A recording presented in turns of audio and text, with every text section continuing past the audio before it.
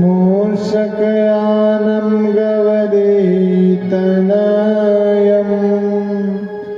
वन्दे देवं सद्गुरुवदनं मङ्गलरूपं ध्याताधीनं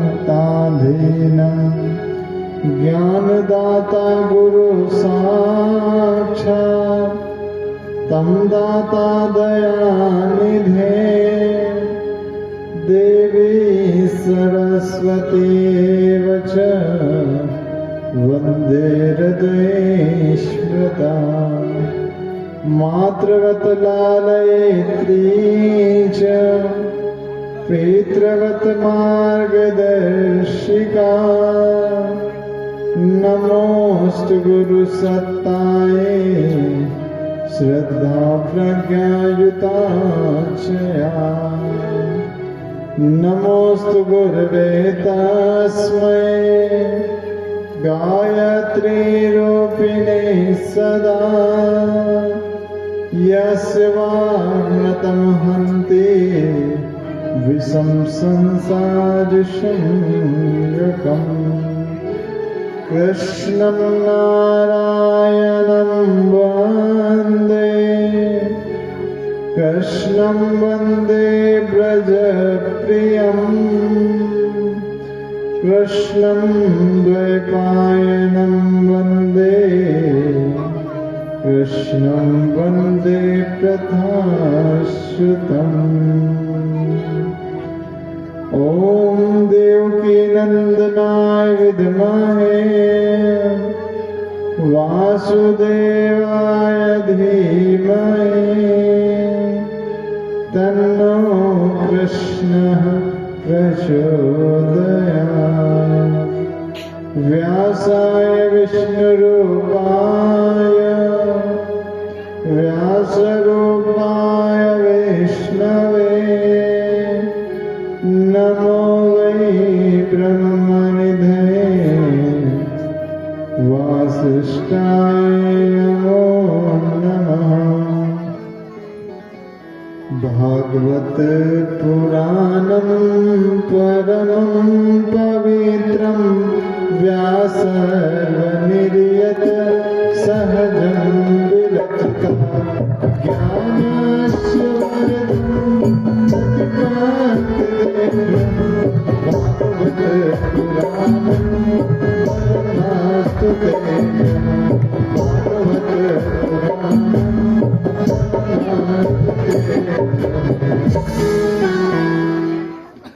जनक सुता जग जननी जानकी अतिशय प्रिय करुणा निधान की ताके युग पद कमल मनायो जाशु कृपा निर्मलयति पायो बंदहु गुरु पद पदम परागा सुरुचि सुहास सहज अनुरागा मंगल भवन अमंगल हारी प्रभु सुदशरथ अजर बिहारी महावीर बिनु बहु हनुमाना राम काज यस आप बखाना सादर सिवाहि नाथ अब माथा बरनौ बिसद राम गुण गाथा सिया राममय सब जग जानी करहु प्रणाम जोर जुग करहु प्रणाम जोर जुग माँ गायत्री दीजिए यह शाश्वत वरदान तीर बने मम साधना सेवा कर्म कमान, गुरुवर गुरुता दीजिए। हे पावन श्री राम, जन जन के सुख चैन हित, कभी न लो विश्राम। सदा भवानी दायिनी, षण्मुख रहो गणेश। पांच देव रक्षा करें, ब्रह्मा विष्णु महेश। आधार शक्ति नमः, जगत जननी नमः, सद्गुरुदेवाय नमः। आज के इस श्रीमद् भागवत कथा के चतुर्थ दिवस के शुभ अवसर पर विराजमान ग्राम हिवड़ा के देवतुल्य भाइयों और शक्ति स्वरूपा माता भाई बहनों, विगत 3 दिनों से कथा हम लोग अनवरत श्रवण कर रहे हैं। आज कथा का चतुर्थ दिवस में हम प्रवेश करेंगे, लेकिन उसके पहले जो हम लोग होमवर्क करने का बोलते हैं, है ना? क्या होता है, होमवर्क करने से रिवीजन अच्छा हो जाता है। तो होमवर्क आप बताएं कि कल की कथा में क्या क्या बताया था, फिर कथा को आगे बढ़ाएंगे। आज तो ऐसा लगता है कि जवाब जल्दी मिल जाएगा। सारे बच्चे भी यहाँ पे आज रविवार है तो उपस्थित हैं।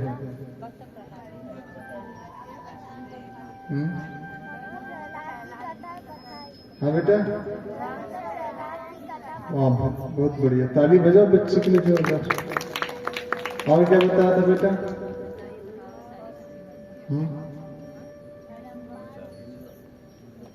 बताइए। जो कथा ध्यान से सुनता है उसे सब पता रहता है। और जो मंच, माइक, टेंट, डेकोरेशन है भी देखने के लिए आता है, वो वही देख के चला जाता है, कथा पल्ले ही नहीं पड़ती। और क्या बताया था? बहुत बढ़िया, गजब। ताली बजाओ बच्चों के लिए, आप ही के बच्चे बता रहे हैं। और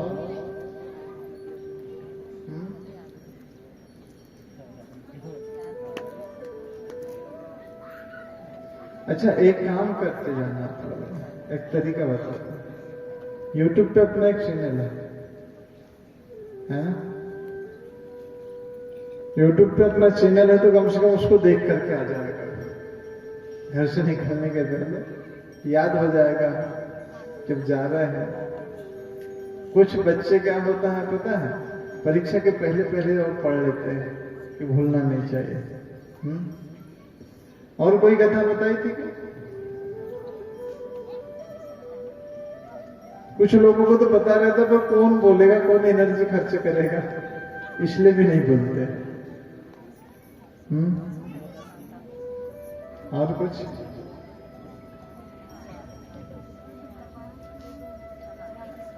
कथा आगे बढ़ती है। भक्त प्रहलाद जी की कथा होती है, ध्रुव जी की कथा होती है। अब ध्रुव जी के वंशावली के बारे में पूछना चाहते सुखदेव मुनि महाराज। वो कहते हैं, हे भगवान, सुखदेव मुनि महाराज पूछते हैं कि ध्रुव जी के वंशावली के बारे में जानने की मेरी इच्छा है। ध्रुव जी के वंश के बारे में कहा जाता है कि बहुत सारे राजा हुए इनके वंश में। राजा अंग हुए, राजा बैन हुए। राजा बैन नामक जो राजा हुए, राजा बड़ा पाखंडी राजा था। पाखंडी क्यों?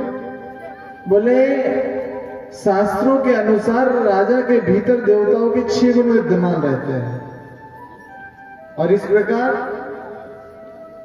राजा ही प्रजा का देवता माना जाता है।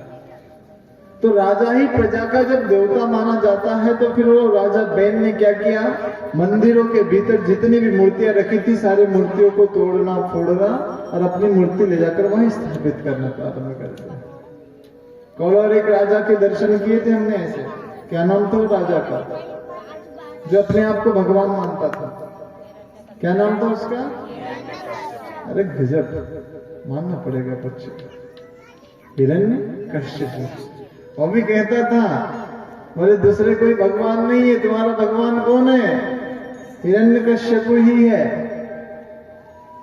यदि और ऐसे एक दो बार उन लोगों ने भागवत सुन लेना बच्चों ने, तो यही भागवत करने लग जाएंगे।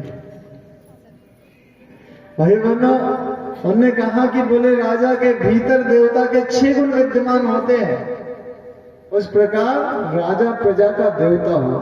राजा बैन कहता था। ऋषियों ने समझाया नहीं राजा, अरे राजा से भी बड़ा महाराजा है, वो पूरे सृष्टि का निर्माण करता है, सृष्टि का संचालन करता है। लेकिन भाई बहनों, कुछ चीजें ऐसी होती हैं जो हम लोगों को अभिमान जन्म दे देती है। और अभिमान कब आता है पता है?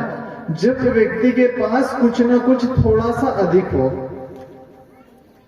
रावण को अभिमान था किस बात का?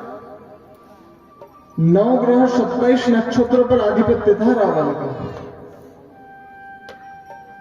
और जब 9 ग्रहों पर आधिपत्य था, तो 9 ग्रहों पर आधिपत्य होने के पश्चात उसने सारे ग्रहों को आदेश दे दिया, बोले जाकर के उच्च कक्षाओं में बैठ जाओ। उच्च कक्षाओं में बैठ करके क्या होगा? उच्च कक्षाओं में बैठने के पश्चात ये होगा कि कहा जाता है कि जब मेघनाथ का जन्म होने वाला था और जब सारे ग्रह उच्च कक्षा में स्थित हो और उस समय कोई बालक यदि का जन्म होता है, तो बालक बड़ा तेजस्वी होता है, उसको हरा पाना बड़ा मुश्किल होता है। तो कहते हैं कि 8 ग्रह तो जाकर के उच्च कक्षा में बैठ गए।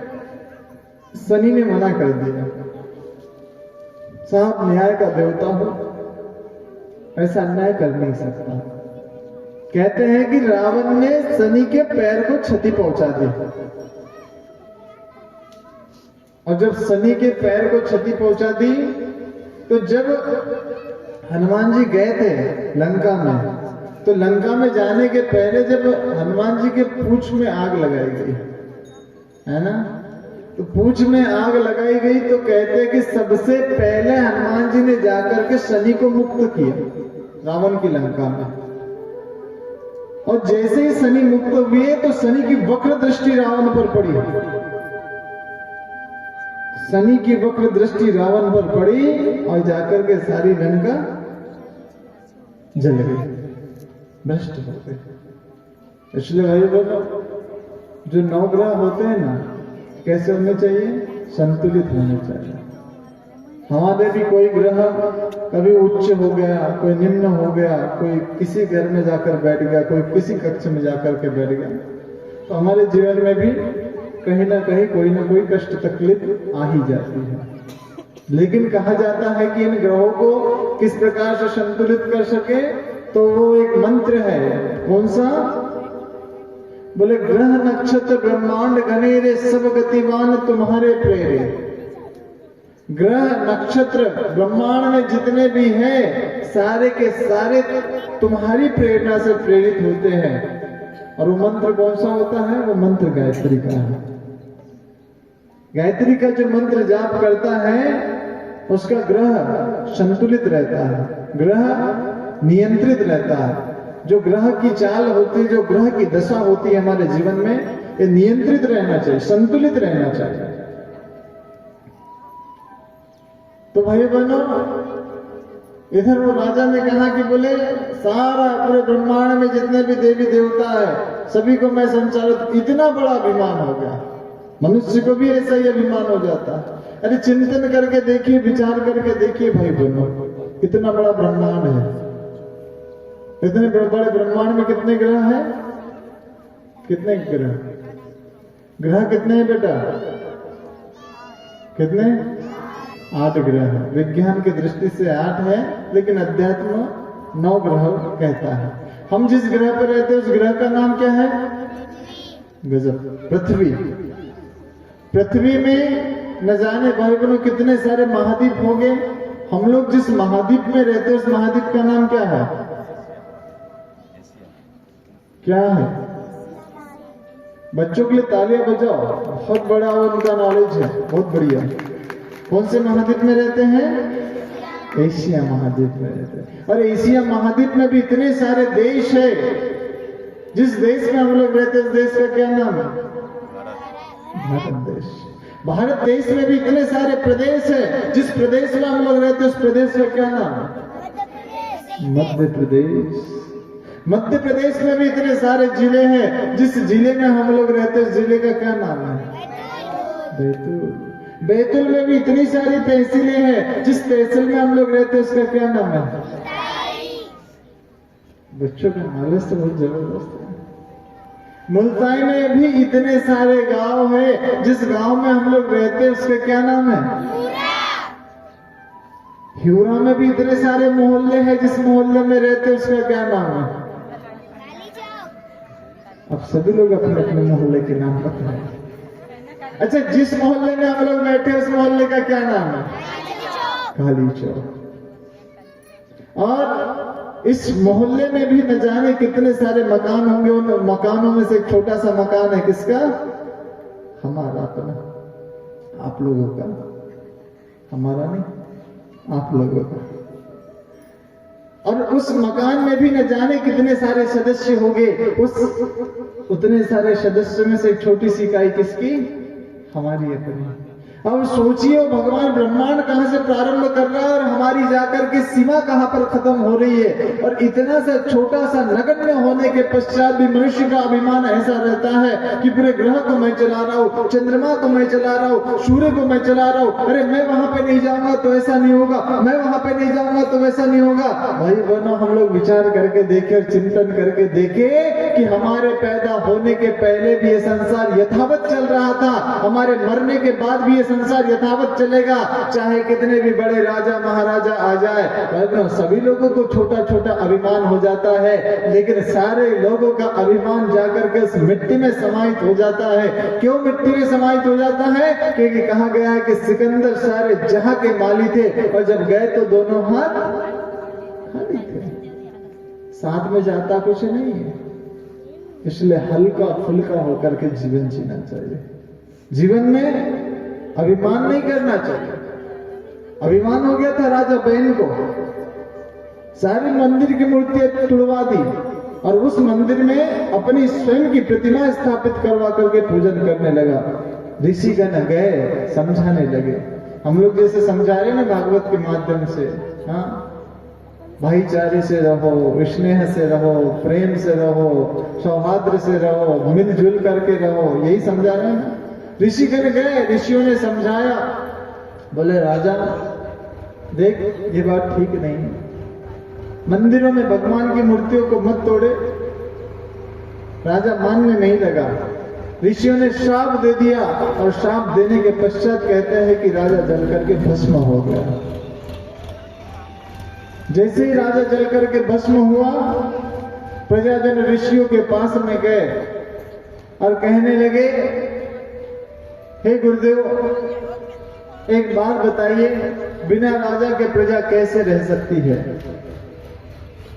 ऋषियों ने कहा, यदि तुम चाहते हो तो साक्षात भगवान को ही राजा बना दे। प्रजाजनों ने कहा कि फिर इससे अच्छी बात और क्या हो सकती है? यदि साक्षात भगवान, साक्षात जगदीश्वर, साक्षात परमात्मा यदि हमारे राजा बन जाए तो इससे अच्छी और क्या बात हो सकती है?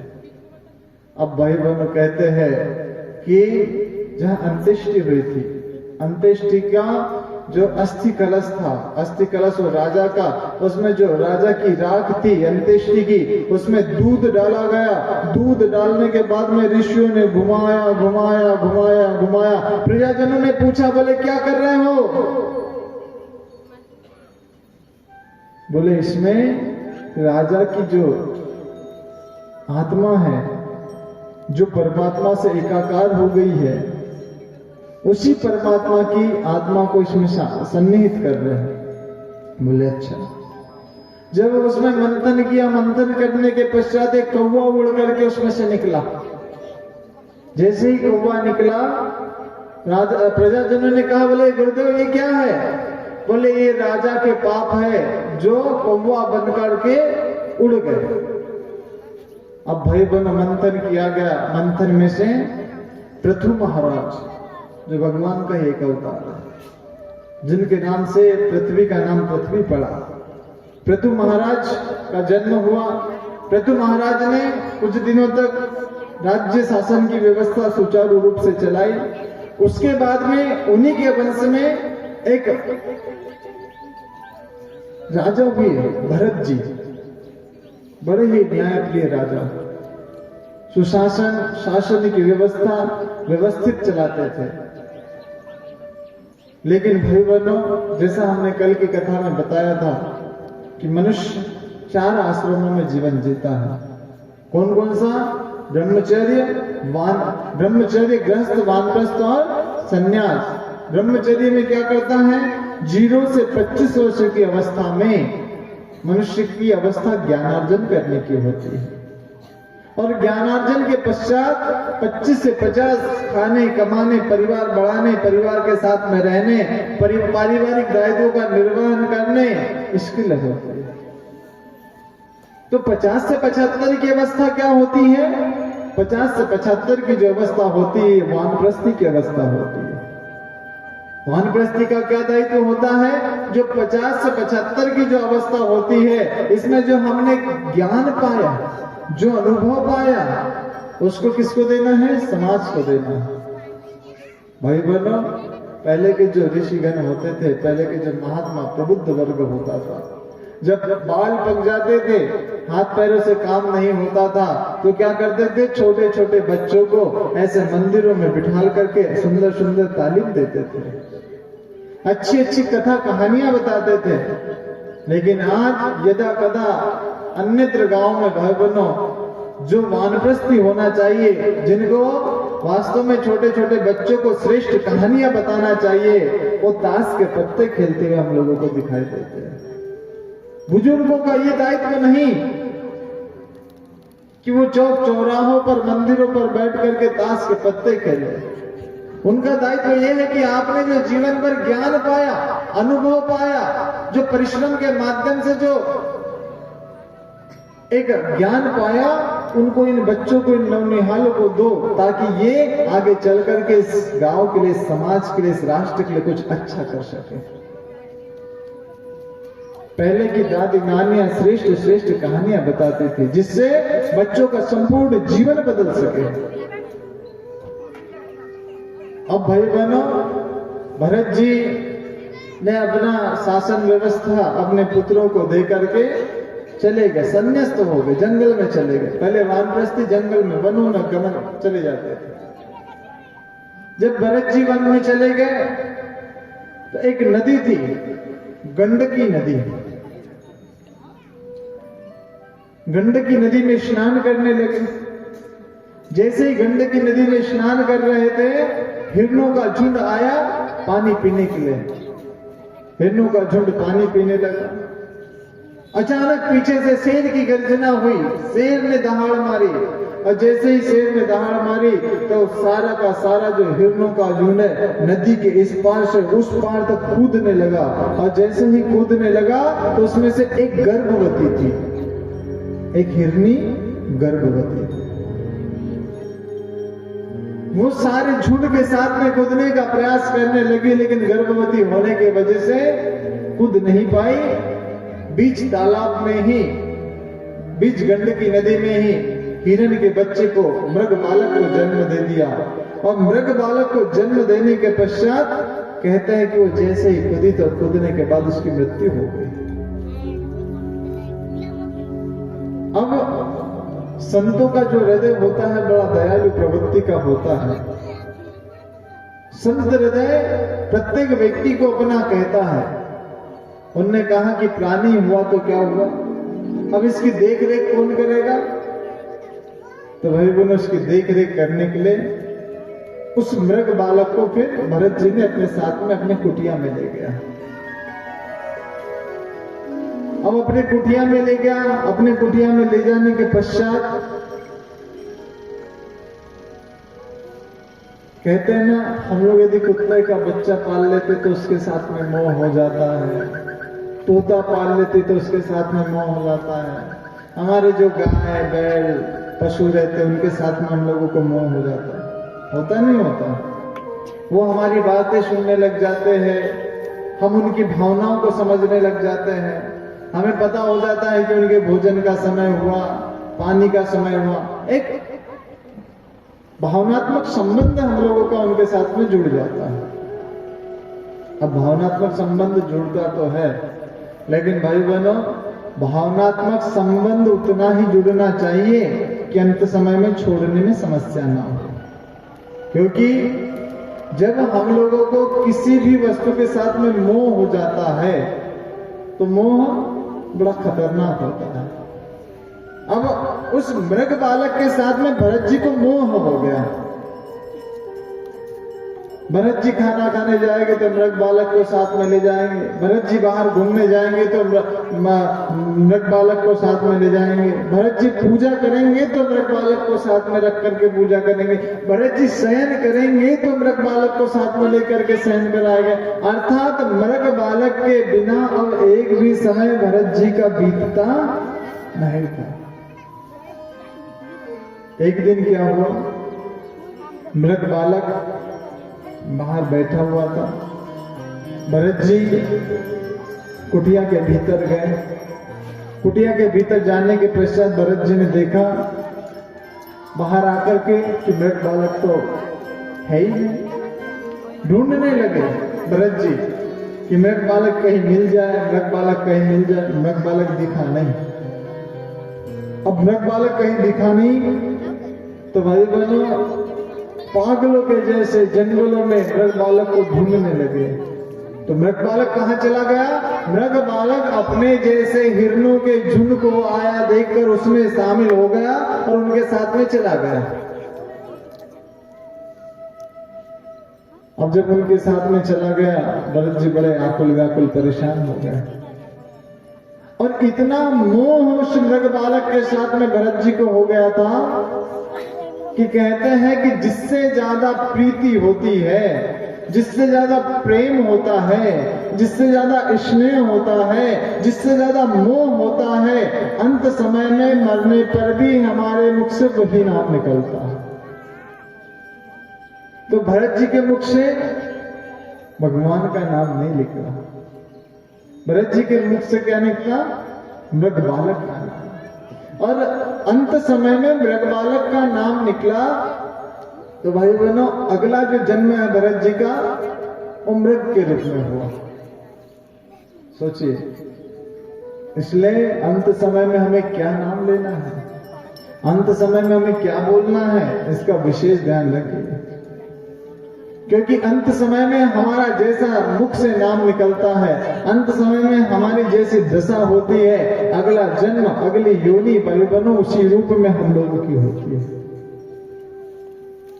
हम लोग सोचते हैं गंगा जी का जल हमारे मुख में चला जाए तो स्वर्ग मिल जाएगा, तुलसी दल हमारे मुख में चला जाए तो स्वर्ग मिल जाएगा, भगवान का नाम उच्चारण हम लोग कर ले तो स्वर्ग मिल जाएगा, गीता रामायण रामचरितमानस का शब्द हमारे कानों में चला जाए तो स्वर्ग मिल जाएगा।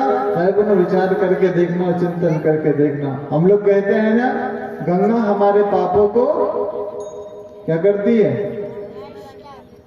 गंगा हमारे पापों को नष्ट करती है या धोती है? धोती है। लेकिन कौन से पापों को धोती है? आज ध्यान से सुनना भाई बहन, गंगा हमारे पापों को धोती तो है, लेकिन कौन से पापों को धोती है? जो पाप हमसे जाने अनजाने में हुआ है, गंगा केवल वही पापों को धोती है। और जो पाप हमने जानबूझ करके किया है, दुनिया की कोई ताकत उसको धोती, कोई पाप, कोई ताकत नहीं धोती। कल की कथा सुनी ना आपने, भीष्म पितामह के अंतिम दर्शन करने श्री कृष्ण भगवान गए थे। भीष्म पितामह कौन थे? किसके पुत्र थे? भीष्म पितामह किसके पुत्र थे? हाँ, गंगा पुत्र भीष्म पितामह थे। गंगा जी के पुत्र लेकिन माता गंगा अपने पुत्र भीष्म के भी पाप को नहीं धो पाई। क्यों नहीं धो पाई पता है? श्री कृष्ण भगवान से एक दिन पूछा भीष्म पितामह ने, बोले भगवान एक बात बताइए, जीवन में ऐसा कौन सा पाप बन पड़ा जिसके वजह से मुझे 18 दिनों तक बाणों के कठोर और कठिन वेदना को सहन करते हुए बाणों की सैया पर सोना पड़ा? श्री कृष्ण भगवान ने कहा, बोले पितामह पाप तो एक भी नहीं है, लेकिन एक गलती मुझे दिखाई दे रही है। कौन सी? बोले पितामह याद करो महाभारत की वो घटना जिस समय कुलवधि द्रौपदी का चीरहरण हो रहा था और उस सभा में आप भी बैठे थे, और आपके बैठने के पश्चात भी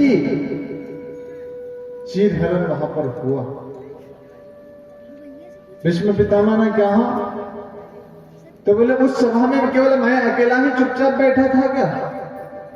श्री कृष्ण भगवान ने क्या कहा?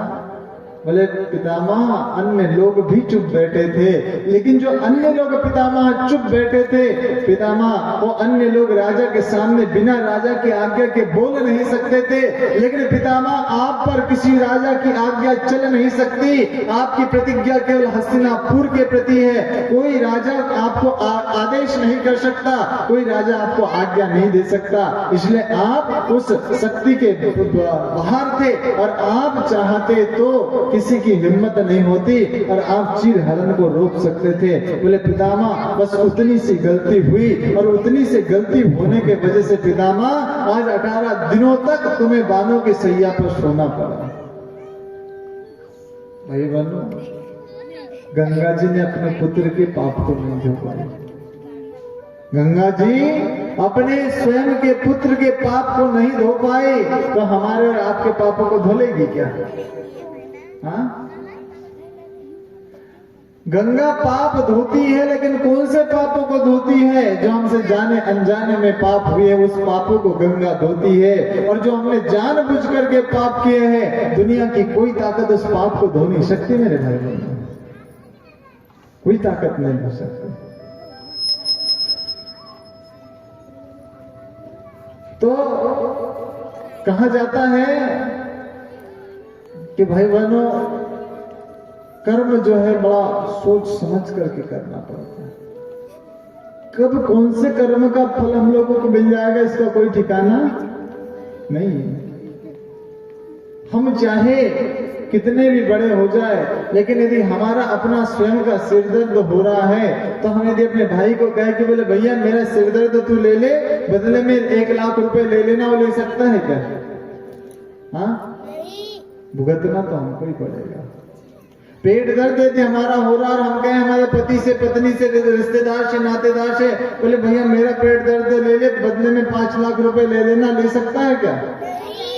भुगतना किसको पड़ेगा? अपन को, है ना? स्वयं को ही भुगतना पड़ेगा। उसी प्रकार हमने यदि कोई कर्म किया है तो उसका भुगतान किसको करना पड़ेगा? स्वयं को करना पड़ेगा, कोई करने वाला नहीं है। एक व्यक्ति रास्ते से जा रहा था, संभवतः 1-2 महीने के पश्चात आम का सीजन आ जाएगा, आम का मौसम आ जाएगा। उस व्यक्ति ने आम को देखा। आम को देखा किसने? व्यक्ति ने, और व्यक्ति की आंखों में, है ना? किसने देखा? व्यक्ति के आंखों में। उसका मन हुआ, उसका जीव हुआ कि उस आम को खाने के लिए चलना चाहिए। वहां तक गए कौन? पैर। कौन गए? पैर गए। अब पैर गए, लेकिन तोड़ा किसने? किसने तोड़ा? हाथों ने तोड़ा। खाया किसने? मुंह ने। गया कहां? पेट में। अब आम को तोड़ते हुए, खाते हुए और पेट में जाते हुए तो दिखता नहीं है। आम को तोड़ते हुए और खाते हुए देख लिया किसने? अमराई के मालिक ने। किसने देख लिया? अमराई के मालिक ने। अमराई के मालिक ने लाया बड़ा सा डंडा, दिया 2-4 पीठ पर, और जैसे ही पीठ पर डंडा पड़ा तो फिर आंसू आने लगे। कहां से? देखा किसने था? तो रोएगी कौन? गलती किसकी थी? जिस प्रकार आंख ने आम देखा तो रोना भी आंखों को ही पड़ा, उसी प्रकार यदि हमारे माध्यम से कोई कर्म हुआ है तो उसको हमारा भाई, हमारी माई, हमारा पिता, हमारा दादा उसको भुगतने वाला नहीं है। भुगतना तो हमको ही पड़ेगा, भुगतना तो हमको ही पड़ेगा। साक्षात भगवान भी कर्म के फल से नहीं बचता है। तो जब कहता है कि भरत जी से अंत समय में मृग बालक मुंह से शब्द निकला, तो भाई बहनों कहते हैं कि अगली योनि उनकी मृग की हो गई। इसलिए अंत समय में हमारे मुख से हमेशा भगवान का नामोच्चारण ही निकलना चाहिए। और हमें लगता तो है कि जीवन भर पाप कर लो और अंत समय भगवान का नामोच्चारण कर लो, भाई बहनों ये भी संभव नहीं है। हमेशा भगवान का नाम निकलता भी नहीं है, और अंत समय में तो निकलता ही नहीं है। अंत समय में हर किसी के मुख से भगवान का नाम नहीं निकलता है। तो अब फिर क्या करें? हम लोगों को जैसा ही व्यक्ति बुजुर्ग होता है ना, सिर पर सफेद बाल आते हैं। अंत समय में सिर पर कैसे बाल हो जाते हैं? सफेद बाल हो जाते हैं। अब बताना मुझे, पहले चावल खाते हैं कि रोटी खाते हैं? एक थाली है और उसमें सब कुछ आया है, सब्जी आई है, खीर आई है, चावल आया है, दाल आया है, सब कुछ पूरा संपूर्ण भोजन। अब संपूर्ण भोजन आया है तो पहले व्यक्ति रोटी खाता है कि चावल खाता है? रोटी खाता है। अब रोटी जब खाता है तो रोटी का खाने के पश्चात फिर नंबर लगता है किसका? चावल का। अब चावल का नंबर लग गया मतलब अब रोटी परोसना बंद कर देते हैं, है ना? क्यों? क्योंकि अब चावल खा रहे मतलब अब कोई रोटी लेगा नहीं। अब भोजन कैसा है? समाप्ति की ओर है। चावल खा रहे इसका मतलब क्या है? भोजन कैसा है? समाप्ति की ओर। उसी प्रकार जब हमारे सिर में सफेद कलर के चावल आ जाते हैं तो इसका मतलब क्या है? जीवन कैसा है? अब समाप्ति की ओर, है ना? तो अब जीवन समाप्ति की ओर है तो अब हमें क्या करना चाहिए? भगवान के गुणानुवादों का उच्चारण करना चाहिए। क्योंकि यदि मोह रहा ना मेरे भाई बहनों, तो मोह रहने पर फिर हम लोगों की मुक्ति नहीं हो सकती। भरत जी के साथ में वही तो हुआ, मोह हो गया था। किसके साथ में? मृग बालक के साथ में मोह हो गया था। एक मोह में पड़े एक बाबा जी को नारद जी लेने के लिए आए। नारद जी ने कहा, बोले बाबा जी हमारे साथ में स्वर्ग चलोगे? उन्होंने कहा स्वर्ग नहीं जाएंगे। क्यों नहीं जाएंगे स्वर्ग? बोले इतना सारा गेहूं बोया हुआ है, मैं चाहता हूं कि थोड़ा सा दावन हो जाए, हार्वेस्टिंग हो जाए, उसके बाद में फिर स्वर्ग चलने की सोचेंगे। बाबा जी को चिंता है जो बूढ़े हो गए। तो नारद जी ने कहा मतलब अभी स्वर्ग नहीं चलोगे? बोले नहीं। अब नारद जी कुछ वर्षों के पश्चात आए। कुछ वर्षों के पश्चात जब नारद जी आए तो नारद जी ने देखा कि बाबा जी तो है ही नहीं, केवल बाबा जी की एक फोटो टंगी हुई है और उसके ऊपर माला चढ़ी हुई है, अर्थात राम नाम सत्य है। अब भाई बहनों, नारद जी ने देखा अपने साधना में दृष्टि से कि बाबा जी की आत्मा कहां गई है। घर के सामने एक कोठा था, कोठे में एक बैल बंधा था। तो वो जो बाबा जी की आत्मा उसी घर के बैल में विद्यमान थी। नारद जी गए वहां पर, पूछा बैल से, बोले भैया मनुष्य के शरीर में थे तब मैंने तुमसे कहा था कि बाबा जी स्वर्ग चलो, मना कर दिया। बोले स्वर्ग नहीं जाऊंगा। अब तो बैल बन गए, अब तो भी कम से कम स्वर्ग चल लो। बोले नारद जी अभी भी स्वर्ग नहीं जाना। क्यों नहीं जाना स्वर्ग? बोले उस समय मैं गेहूं की दावत दूपन करने के लिए रुक गया था, हार्वेस्टिंग करने के लिए रुक गया था, लेकिन अब मैं जो बैल बना हूँ, मैं चाहता हूँ कि अपने कंधों पर मैं हल रख करके भयंकर मेहनत करूं और मेहनत करने के पश्चात मेरे घर परिवार वालों को धनवान बना दूं और धनवान बनाने के पश्चात फिर स्वर्ग जाने की सोचेंगे। अर्थात अभी भी स्वर्ग जाने की उनकी कामना नहीं।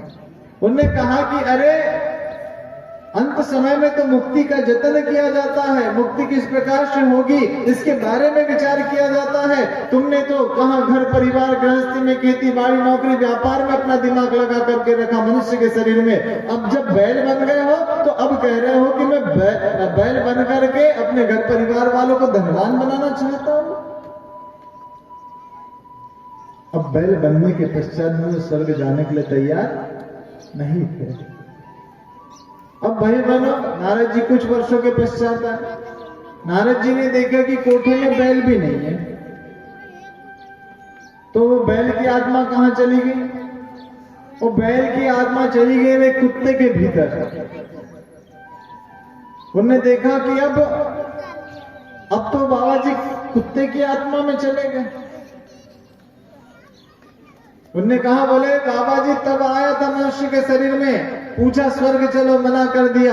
उसके पश्चात आया तो तुम बैल बन गए, फिर भी तुम स्वर्ग नहीं चले। अरे अब आया हूं, अब तो स्वर्ग चल लो। उनने कहा, बोले अभी भी स्वर्ग नहीं चलूंगा। क्यों नहीं चलूंगा? अरे अब तो तुम कुत्ता बन गए हो, अभी भी स्वर्ग नहीं चलोगे? बोले कुत्ते का क्या अस्तित्व है? बोले देखो नारद जी, जब मैं बैल बना था अपने घर परिवार वालों को खूब मेहनत करके मैंने धनवान तो बना दिया, लेकिन ये धन की रक्षा कौन करेगा?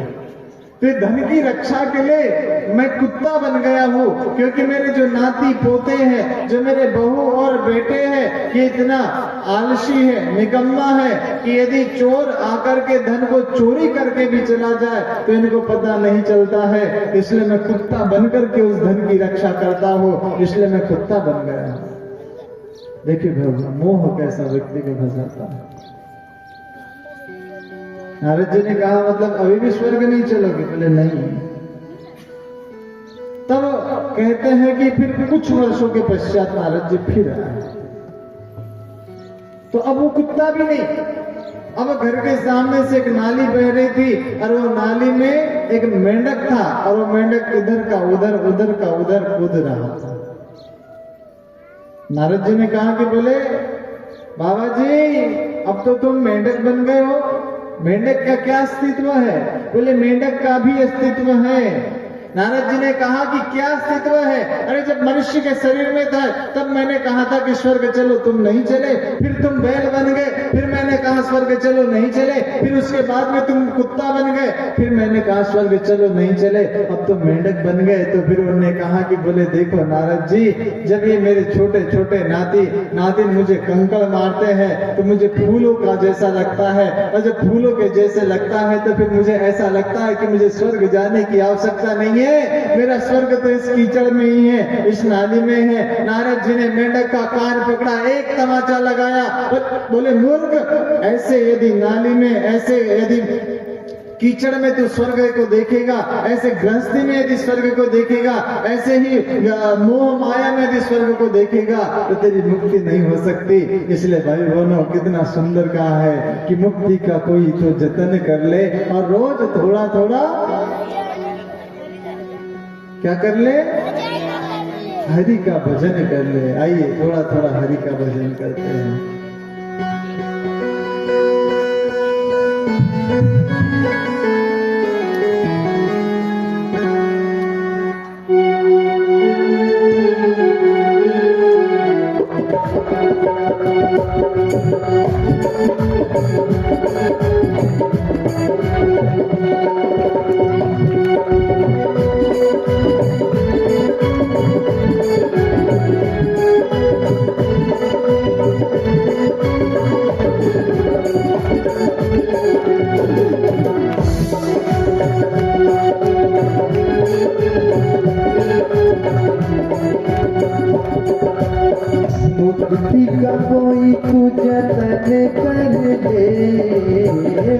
भक्ति का कोई तू जतन कर ले, रोज थोड़ा थोड़ा रोज थोड़ा थोड़ा हरि का भजन कर ले, रोज थोड़ा थोड़ा हरि का भजन कर ले।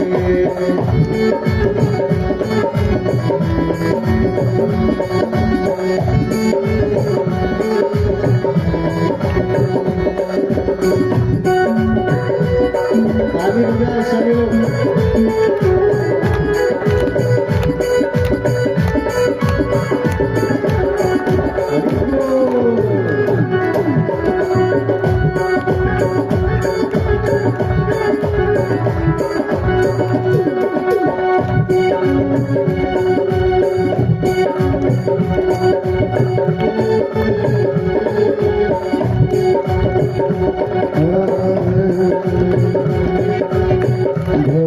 करेगा तो बड़ा ही सुख पाएगा, भक्ति करेगा तो बड़ा सुख पाएगा, भक्ति करेगा तो बड़ा ही सुख पाएगा, भक्ति करेगा तो बड़ा सुख पाएगा, भक्ति से आत्मा का मैल धुल जाएगा, भक्ति से आत्मा का मैल धुल जाएगा, भक्ति से आत्मा का मैल धुल जाएगा, भक्ति से आत्मा का मैल धुल जाएगा।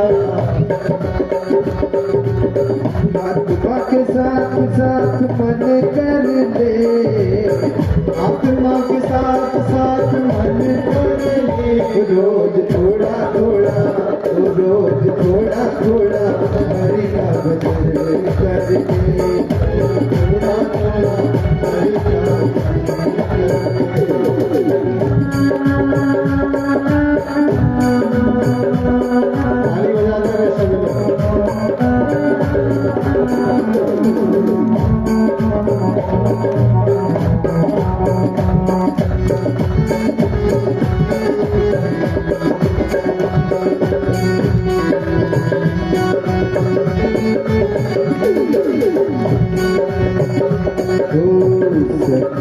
सभी संगत कर अच्छे लोगों की, संगत कर तू अच्छे लोगों की, संगत कर अच्छे लोगों की, संगत कर तू अच्छे लोगों की, दवा मिल जाएगी सभी रोगों की, दवा मिल जाएगी सभी रोगों की, दवा मिल जाएगी सभी रोगों की, दवा मिल जाएगी सभी रोगों की।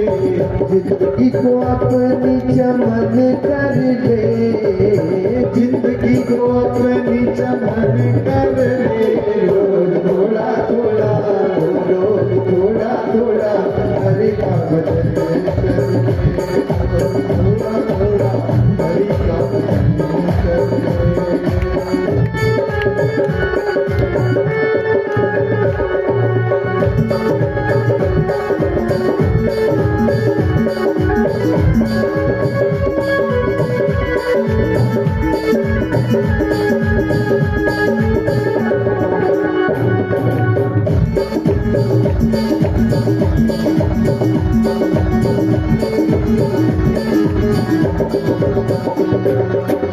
जग के अंधेरे से बाहर निकल करे, जग के अंधेरे से बाहर निकल करो, जग के अंधेरे से बाहर निकल करे, जग के अंधेरे से बाहर निकल कर, है बंदे तू हरि गुण गाकर, हे बंदे तू हरि गुण गाकर, है बंदे तू हरि गुण गाकर, हे बंदे तू हरि गुण गाकर, आत्मा से हरि का मिलन कर ले, आत्मा से हरि का मिलन कर ले, रोज थोड़ा थोड़ा रोज थोड़ा थोड़ा हरि का भजन कर ले,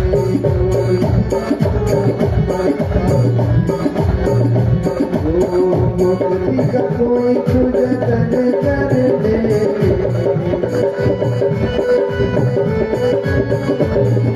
थोड़ा थोड़ा थोड़ा थोड़ा हरे का भजन कर ले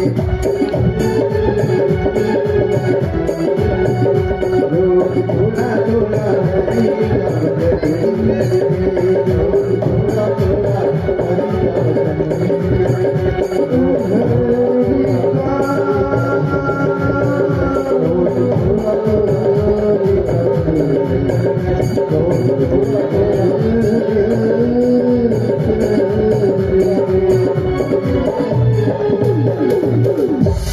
बोली भागवत भगवान की जय हो।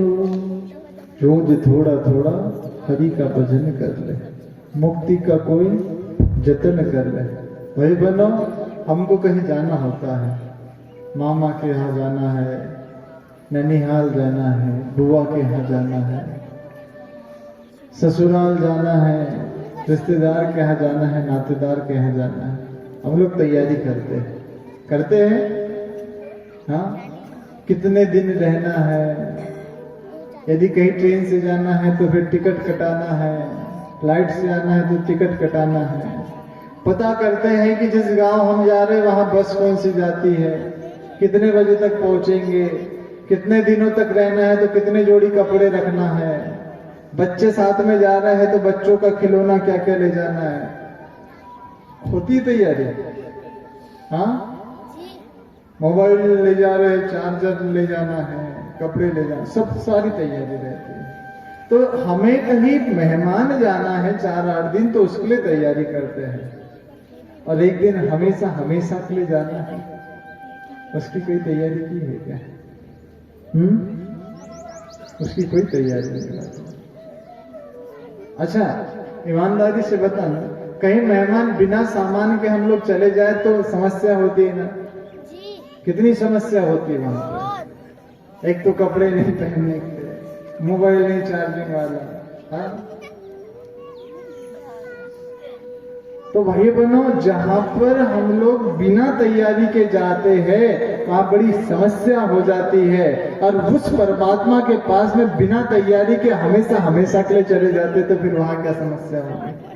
तो वहां पर हमारा बैंक बैलेंस जाता नहीं, हमारे रिश्तेदार नातेदार वहां जाते नहीं। जाना वहां किसको होता है?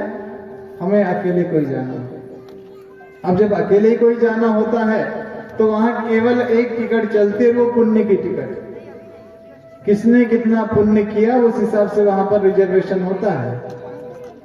और यदि हमारा पुण्य नहीं रहा, हमारा कर्म गड़बड़ रहा, तो फिर वहां का टिकट हमारा कैंसिल हो जाता है। फिर उसके बाद में हमको न जाने कौन सी योनि मिलती है, क्या बनना पड़ेगा, इसका कोई ठिकाना नहीं। इसलिए बहुत अच्छा सौभाग्य हम लोगों का होता है कि हमेशा तो नहीं, लेकिन वर्ष भर में भगवान के गुणानुवादों की चर्चा हो जाती है इस भागवत जी के माध्यम से। एक सत्संग हो जाता है, पूरे गांव का वातावरण सकारात्मक हो जाता है, पूरे गांव का वातावरण आध्यात्मिक हो जाता है। ये भागवत जी कराने से होता है, सत्संग कराने से होता है। अब चूंकि भरत जी के कर्म जब वो राजा थे तब अच्छे किए थे, तो मृग योनि के पश्चात जो उनका अगला जन्म हुआ वो मनुष्य का ही हुआ। अब जैसे मनुष्य का जन्म हुआ, लेकिन एक गांव के परिवार में उनका जन्म हुआ। उस व्यक्ति की 2 पत्नियां थी, एक पत्नी से एक बालक और एक पुत्र, जो भरत जी। संयोग से उस योनि में भी उनका नाम भरत ही रखा गया। और एक जो दूसरी पत्नी थी उससे 6-7 बालक थे। अब भरत जी सबसे छोटे थे, बहुत सीधे साधे थे, बहुत सीधे साधे। अब बहुत सीधे साधे होने के वजह से क्या हुआ, बहुत सीधे साधे होने की वजह से हर कोई उनको काम बता देता था। घर पे भाभियां काम बता देती थी। बड़े भाइयों ने सोचा कि छोटे वाले को पढ़ाते दिखाते नहीं तो फिर पिताजी के जमीन में हमसे हिस्सा मांगेगा, तो उसको पढ़ाया लिखाया नहीं भेजा, है ना। एक वस्तु होती है जिसमें कभी कोई बंटवारा नहीं होता, न चौर हार्यम न भ्रातृभाज्यम, अर्थात न जिसको चोर चुरा सकता है और न ही जिसको भाई बंटवारा कर सकता है। वो क्या चीज होती है? हमारा ज्ञान, हमारा विवेक। हमारे ज्ञान और विवेक को कोई चोर चुरा नहीं सकता है। अच्छा, हमारी बुद्धि को कोई कैसे चुराएगा? क्यों साहब? हमारे वस्त्रों को चुरा सकता है, हमारे पैसों को चुरा सकता है, हमारे पास यदि कुछ हो तो उसको ले सकता है, लेकिन हमारे ज्ञान को कैसे चुरा पाएगा? हमारे ज्ञान को चुरा नहीं पाएगा। इसीलिए कहते हैं न चौर्य हार्यम न भ्रातृभाज्यम, न चोर उसको चुरा सकता है और न ही उसका भाई बंटवारा कर सकता है। इसलिए हम लोग पढ़ने लिखने बच्चों को भेजते हैं ताकि ज्ञान का विकास हो सके बच्चों के भीतर। भरत जी के भाइयों ने सोचा कि भरत को ज्यादा पढ़ाते लिखाते नहीं, और ज्यादा पढ़ा लिखा लिया तो फिर उसके भीतर ज्ञान आ जाएगा, उसके भीतर न्याय करने की क्षमता आ जाएगी, और न्याय करने की क्षमता आ जाएगी जो पिताजी का बंटवारा केवल हमें मिलने वाला है, एक दिन ये भी अपना हिस्सा मांगेगा। इस वजह से भाई बहनों उसको पढ़ाते नहीं है। अब सारी भाभियां काम बताती, सारे मोहल्ले वाले काम बताते, तो बहुत ज्यादा सीधा होने के वजह से कहते हैं कि जो भरत जी है, भाइयों ने कहा कि बोले इनको ले जा करके गांव के बाहर खेत में चुपचाप छोड़ दो। बोले उनके भोजन पानी की व्यवस्था, बोले कुछ दिन तो हम गांव से पहुंचा दिया करेंगे और बाद में क्या होगा? तो बोले बाद में तो अपनी व्यवस्था बना लेंगे स्वयं। ऐसा मन में विचार करके अब उनका नाम जड़ भगत पड़ गया। उनको कहां कर दिया? खेत में। भाइयों ने बुलाया, भाइयों ने कहा कि देख भरत, पिताजी के जाने के पश्चात गांव के सारे कामों को तो हम संभाल लेंगे, लेकिन खेत की सुरक्षा के लिए, खेत की देखभाल के लिए तू खेत में ही रहना, गांव में मत आना। हम तेरे लिए भोजन पानी की व्यवस्था सब करवा देंगे। अब भाई बहनों, कुछ दिनों तक तो भाइयों ने खेत में भोजन लेकर के गए, लेकिन फिर उसके पश्चात भोजन ले जाना भी बंद कर दिया। भरत जी को भूख लगने लगी। जब भरत जी को भूख लगने लगी तो भरत जी एक दिन भूखे रहे, 2 दिन भूखे रहे, 3 दिन भूखे रहे। पहले के व्यक्ति बड़े बात वाले होते थे, बड़े सिद्धांत वाले होते थे। भगवान श्री राम के बारे में कहा जाता है, जिस कुल में, जिस रघुकुल में उनका जन्म हुआ, उसके बारे में कहा जाता है कि रघुकुल रीत सदा चली आई, प्राण जाए पर वचन न जाए। अर्थात जो बात हो जाती थी, बात से डिगते नहीं थे। भाई से कह दिया कि बोले ठीक है मैं गांव में नहीं आऊंगा, तो फिर चाहे भूखा क्यों ना मरना पड़े, गांव में भीख मांगने के लिए नहीं जाएंगे। बहुत दिन हो गए, भरत जी भूख से आकुल व्याकुल हो गए।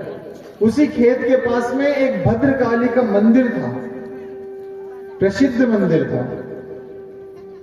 और प्रसिद्ध मंदिर था तो कहा जाता है कि भद्रकाली जी के सामने जो नर बलि देता है, नर बलि, पशु बलि, नर बलि, जो नर बलि देता है, भद्रकाली प्रसन्न होकर के उनके अभीष्ट मनोरथ पूरा करती है। अब डाकुओं ने सोचा कौन रोज रोज डाका डालने जाए, चोरी करने जाए, मेहनत करने जाए। एक हाथ किसी को नर को पकड़ के ला लेते, मनुष्य को पकड़ करके ला लेते, उसकी बलि दे देते हैं, तो हमेशा हमेशा की टेंशन खत्म। भद्रकाली मां प्रसन्न होगी, उससे हमेशा हमेशा के लिए धन मांग लेंगे, बस टेंशन खत्म हो जाएगा। तो एक बलि की तलाश में फिर ढूंढने लगे कि कहीं बलि के लिए एक मनुष्य मिल जाए, एक व्यक्ति मिल जाए। बहुत दिनों से भूखे बैठे हुए थे भरत जी। भरत जी को पकड़ करके डाकुओं ने उस भद्रकाली जी के मंदिर के सामने ले गया, और भद्रकाली जी के मंदिर के सामने ले जाकर के खूब भोजन कराया। बोलते ने बकरे को हलाल करने के पहले उसको खूब चारा खिलाया जाता है ना? बकरे को हलाल करने के पहले उसको खूब चारा खिलाया जाता है। भरत जी ने कहा, बोले भैया किस खुशी में इतना भोजन करा रहे हो? उन्होंने कहा कि बोले आज तुम्हारी बलि देना है। भरत जी जड़ बुद्धि के, बहुत सीधे साधे, वो बलि का अर्थ जानते नहीं थे कि बलि का अर्थ होता क्या है। तो भरत जी ने क्या कहा पता है? बोले यदि रोज इतना भोजन करने के लिए मिले तो मेरी यदि रोज बलि देना पड़े तो रोज बलि देना, लेकिन भोजन रोज कराना। अब डाकुओं को लगा कि इतना जड़ बुद्धि का व्यक्ति, इसको बलि का भी मतलब नहीं पता है। चलो कोई बात नहीं, जब इसकी बलि देने की जरूरत पड़ेगी तो फिर ज्यादा समस्या नहीं होगी। अब भाई बहनों कहते हैं वो डाकू भद्रकाली के सामने, डाकुओं ने कहा कि बोले जाकर के काली जी के सामने दोनों हाथ जोड़ करके खड़े हो जाओ और आंखें बंद कर लो। जड़ भरत काली जी के सामने गए, दोनों हाथ जोड़ करके खड़े हो गए। दोनों हाथ जोड़ करके खड़े होने के पश्चात जैसे डाकुओं ने तलवार निकाली, कहते तुरंत भद्रकाली मां प्रकट हो गई। और भद्रकाली जब प्रकट होने के पश्चात उस सारे डाकुओं का मर्दन किया, सारे डाकुओं की मृत्यु करी। उसके पश्चात भरत जी के सिर पर हाथ रखा, भरत जी के भीतर ज्ञान का उदय हुआ और भरत जी कहने लगे, क्या बिगड़ी मेरी ओ शेरों वाली मैया। आइए सुंदर सा जो भरत जी गा रहे हैं, भरत जी के साथ साथ हम लोग भी इस गीत को सभी लोग दोहराएंगे और सभी लोग आनंद के साथ में इस गीत को गाएंगे।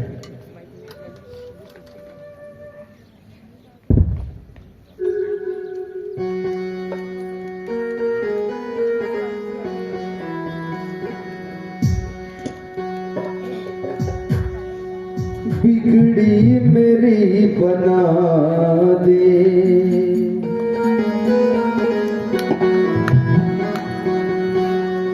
मैया जी मेरी मैया।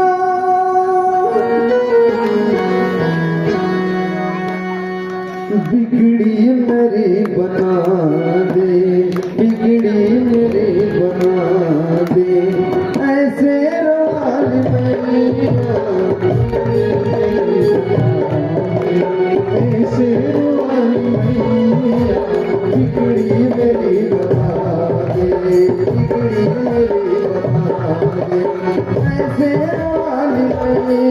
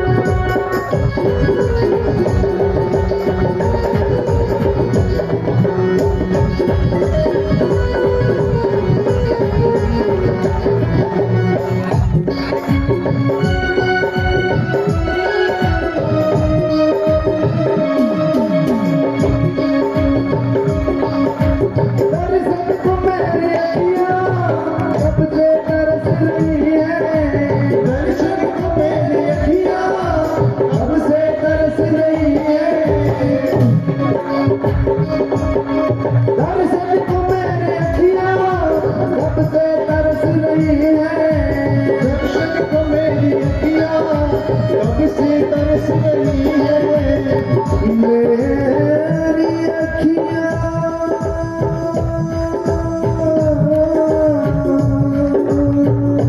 दर्शन को मेरी अखियाँ कब से तरस रही है दर्शन को मेरी अखियाँ कब से तरस रही है सावन के जैसे डर डर डर डर सावन के जैसे डर डर अखियाँ बरस रही है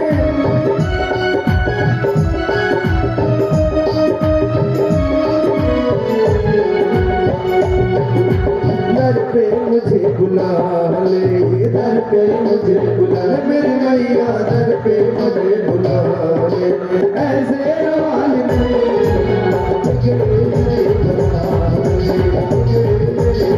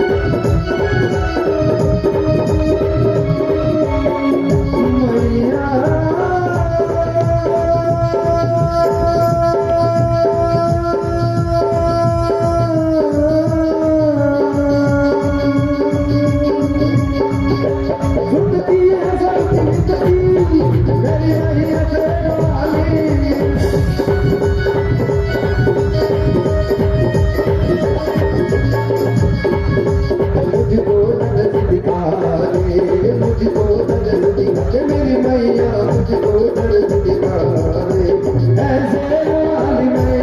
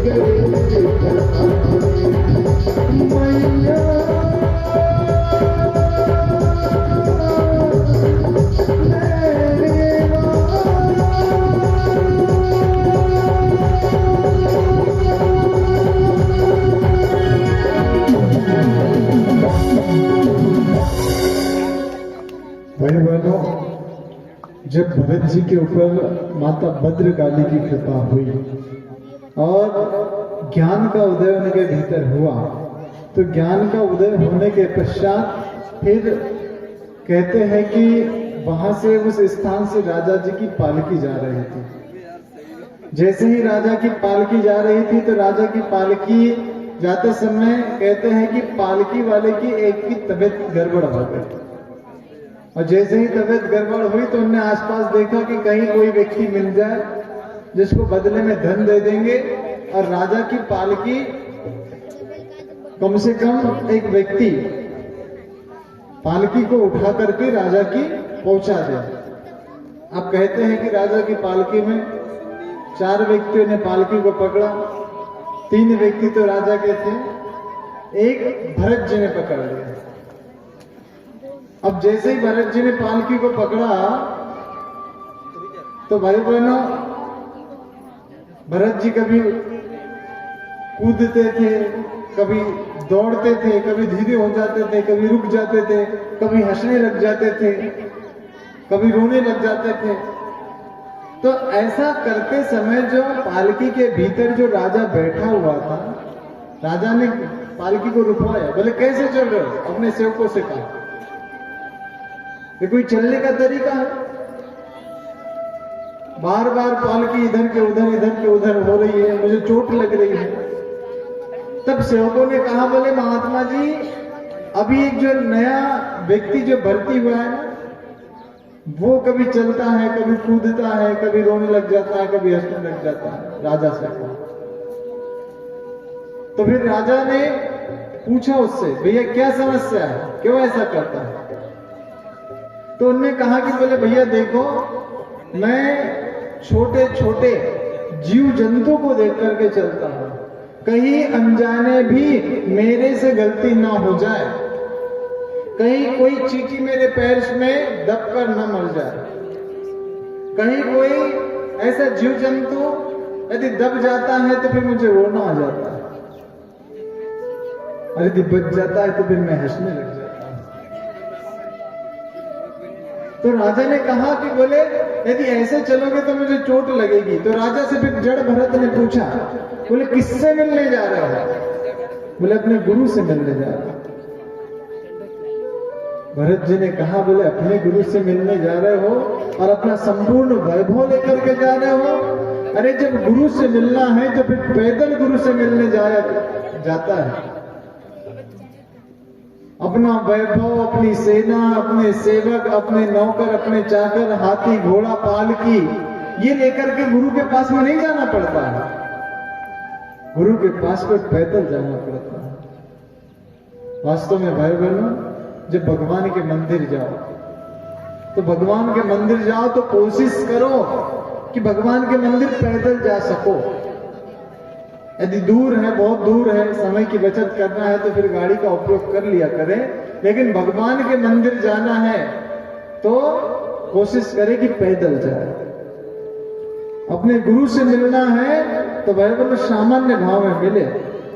पहले के राजा महाराजा जब दशरथ जी अपने गुरुओं से मिलते थे तो अपनी जो राज मुकुट होता था उसको कुटिया के बाहर रखते थे, तब जाकर के अंदर प्रवेश करते थे, और बिना गुरु के आज्ञा के कुटिया में प्रवेश भी नहीं करते थे। इतना सम्मान। अभी तो हम लोग भगवान के पैर पड़ रहे हैं, वो स्टाइलिश वाला चश्मा लगा रहता है, पेंट में बेल्ट लगा हुआ रहता है, कई बार तो जूते भी नहीं उतारते हैं, भगवान को प्रणाम कर रहे हैं। भगवान के सामने वैभव ना दिखाओ भाई, भगवान के सामने कभी अपना वैभव ना दिखाओ। भगवान के पास में सामान्य भाव में जाओ, और यदि हो सके तो भगवान के पास में जाकर के साष्टांग नमस्कार करो, विनम्र भाव से प्रणाम करो। क्योंकि किसको दिखा रहे हैं? उस भगवान को जिसके पास से हमने सब कुछ पाया। सन 1965 या 70 की घटना है। कहते हैं कि जुगल किशोर बिरला जी परम पूज्य गुरुदेव के पास में 11 करोड़ रुपए लेकर के गए। 1970 में 11 करोड़ की कीमत बहुत होती थी, और जब बहुत कीमत होती है तो भाई बहनों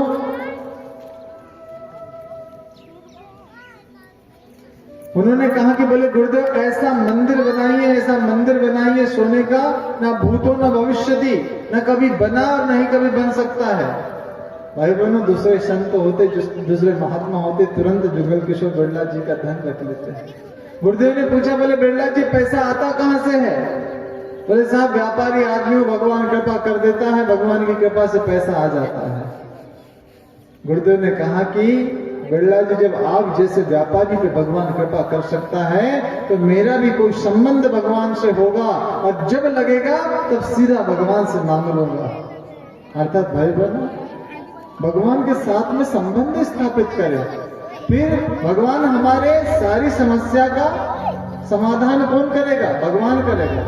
द्रौपदी ने जब तक वो जिनको पुकार सकती थी सबको पुकारा, अपने 5 पतियों को पुकारा, वहां जितने भी लोग बैठे थे सबसे मदद की गुहार करी। जब पता चला कि अब यहाँ पर कोई भी मदद करने योग्य नहीं है, तब फिर उस परम पिता परमेश्वर का ध्यान किया, और जब उस परम पिता परमेश्वर का ध्यान किया तो फिर समझ में नहीं आ रहा था कि साड़ी बिच नारी है कि नारी बिच साड़ी है। 100 हाथियों का बल रखने वाला दुशासन साड़ी खींचते खींचते थक गया, लेकिन भाई बहनों, द्रौपदी का चिरहरण नहीं हो सका। उस परमात्मा से द्रौपदी ने संबंध स्थापित किया था, उस भगवान पर भरोसा किया था। हम लोग लौकिक सांसारिक व्यक्तियों पे भरोसा करते हैं, सांसारिक व्यक्ति पे भरोसा करेंगे, हो सकता है भरोसा टूट भी जाए, लेकिन उस परमात्मा पे जब एक बार मनुष्य भरोसा कर देता है तो फिर भरोसा कभी टूटता नहीं है। कथा आती है, भरत जी के वंश में ही एक राजा गया नाम का एक बहुत बड़ा राजा हुआ। एक दिन शिकार करने के लिए गया। जैसे ही शिकार करने के लिए गया तो शिकार करने के पश्चात भाई बहनों, एक ब्राह्मण को तीर लग गया। ब्राह्मण ने मरते मरते श्राप दे दिया। क्या श्राप दे दिया? मरते मरते यह श्राप दिया कि बोले तुम राजा हो लेकिन असुरों जैसा कार्य तुमने किया है, और असुरों जैसा कार्य किया है तो इसका दंड तुम्हें निश्चित रूप से मिलेगा। तो भाई बहनों, कहते हैं कि ऋषि ने श्राप दे दिया और उस राजा का जो शरीर है वो 5 कोसों में फैल गया। कितने कोसों में?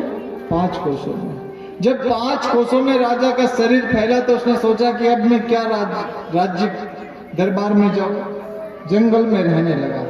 लेकिन मन बुद्धि शुद्ध थी, भगवान में हमारा चिंतन लगा रहता था। तपस्या करके भगवान ब्रह्मा जी को प्राप्त किया, और भगवान ब्रह्मा जी को प्राप्त करने के पश्चात उसने कहा कि बोले भगवान एक वरदान दे दीजिए कि कोई व्यक्ति यदि अंत समय में मरते समय केवल मेरा दर्शन कर ले तो उसको नरक न जाना पड़े। अब भाई बहनों, ब्रह्मा जी ने तथास्तु कह दिया। जैसे ही ब्रह्मा जी ने तथास्तु कहा तो तथास्तु कहने के पश्चात सारे असुर पूरे जीवन भर पाप करते, लोगों को मारते, लोगों को परेशान करते, लोगों को तंग करते, और मरते समय गयासुर के पास में जाते, उसके दर्शन कर लेते और सीधे कहां चले जाते? स्वर्ग चले जाते। अब जब सीधे स्वर्ग चले जाते तो इधर स्वर्ग बढ़ता हुआ जा रहा था और नरक का कोटा खत्म होते हुए जा रहा था, कम होते हुए जा रहा था। अब उन्होंने कहा कि यदि ऐसा होगा तो फिर प्रकृति का तालमेल कैसा चलेगा। तो फिर विष्णु जी के पास में सब गए, बोले गयासुर का कुछ करना चाहिए। भगवान विष्णु जी गयासुर के पास में गए, गयासुर हमें यज्ञ करना है, उसके लिए एक पवित्र भूमि की आवश्यकता है। तो बोले पवित्र भूमि की आवश्यकता है तो मेरे वक्षस्थल से अधिक और पवित्र क्या हो सकता है। तो भाई बहनों, कहते हैं कि गयासुर के वक्ष पर जम से हवन कुंड रखा गया, लेकिन फिर भी गयासुर का कुछ नहीं। यज्ञ इत्यादि सब कुछ हो गया, लेकिन फिर भी गयासुर का कुछ भी नहीं हुआ।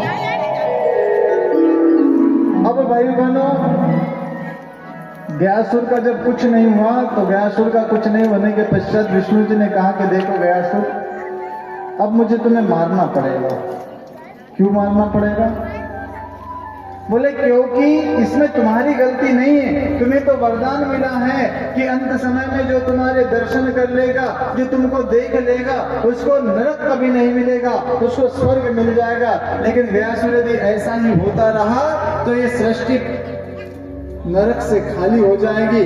कोई भी व्यक्ति पाप करने से डरेगा नहीं, कोई भी व्यक्ति चोरी करने से डरेगा नहीं। और यदि ऐसा ही करते रहा तो फिर व्यासुर पे सृष्टि का तालमेल गड़बड़ा जाएगा। तो गयासुर ने कहा कि मारने का पाप आप न ले, मैं स्वयं मर जाऊंगा, लेकिन एक वरदान दे दीजिए। कौन सा वरदान देना है? बोले मैं जिस स्थान पर रहूं